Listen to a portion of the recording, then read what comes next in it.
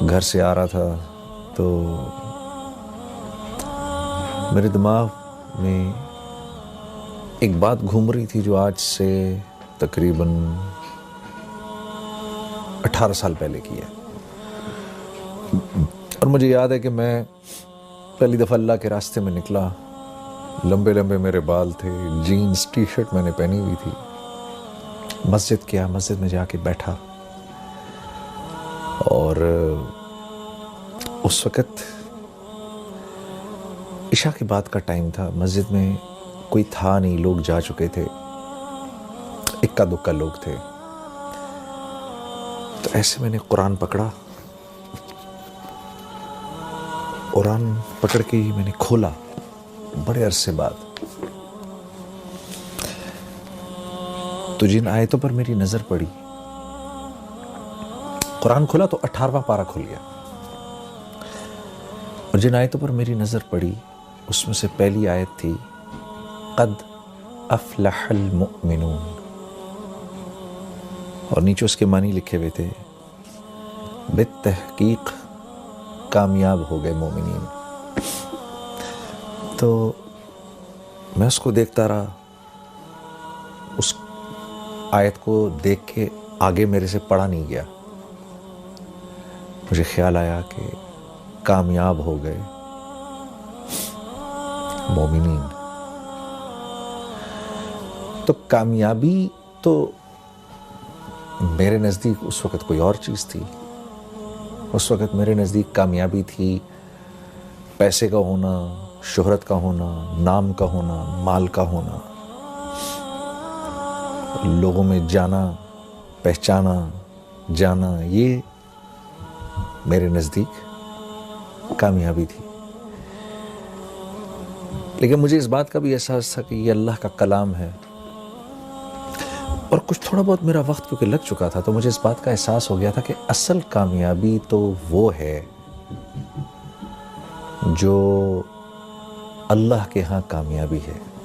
اصل کامیابی وہ نہیں ہے جس کو میں کامیابی کہوں. یہ بات بھی ذرا سمجھنے کی ہے. اللہ جس کو کہے وہ کامیاب ہے، اس کی کیا وجہ ہے؟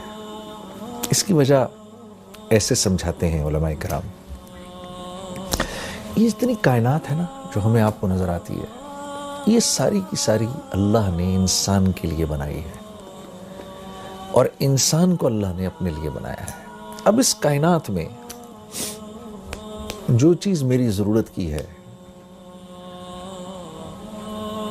وہ میرے لیے جتنی ضروری ہے نا اس کی اتنی ہی اونچی قیمت ہے. اگر گاڑی انسان کی ضروریات کو پورا کرتی ہے تو اس گاڑی کی قیمت ہے، اور وہ قیمت کس نے لگائی ہے؟ انسانوں نے. کیوں؟ کیونکہ گاڑی انسان کی ضروریات کو پورا کرنے کے لیے ہے. انسان گاڑی کے لیے نہیں بنایا گیا، گاڑی انسان کے لیے بنائی گئی ہے. تو یہ گاڑی جب تک اس کی ضروریات کو پورا کر رہی ہے اس وقت تک اس کی قیمت ہے. جس دن یہ انسان کی ضروریات کو پورا کرنا بند کر دے گی اور اس کی جگہ کوئی اور چیز اس سے بہتر ضرورت پورا کرے گی تو یہ سڑک پہ چلنے والی تمام گاڑیاں لوہے کے بھاؤ بکیں گی، یہ اپنی قیمت چھوڑ دیں گی. کیوں؟ اب انسان کے ہیں ان کی کوئی قیمت نہیں. تو یہ جتنی کائنات ہے اس کی ہر چیز کو اللہ نے انسان کے لیے بنایا ہے. پھل، سبزیاں، یہ بہتے جھرنے، یہ دریا، یہ ہوائیں، یہ بدلتے موسم، یہ سب انسان کے لیے ہیں، اس کو سکھ پہنچانے کے لیے ہیں. اور اس کائنات میں جو کچھ ہے وہ جتنی انسان کی ضرورت کو پورا کر رہا ہے اتنا ہی قیمتی ہے، اور جو انسان کی ضرورت کو پورا نہیں کر رہا وہ اتنا ہی بے قیمت ہے. کیوں؟ کائنات انسان کے لیے بنی ہے.